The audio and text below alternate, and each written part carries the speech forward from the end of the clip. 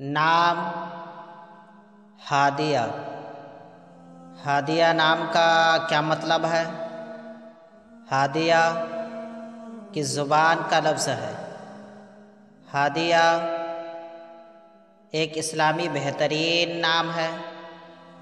ہادیہ نام کا شمار لڑکیوں کے ناموں میں ہوتا ہے۔ ہادیہ عربی زبان کا لفظ ہے۔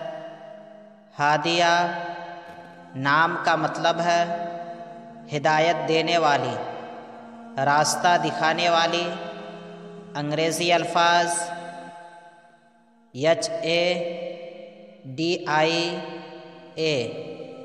ہادیہ، نام ہادیہ، زبان عربی، معنی ہدایت دینے والی۔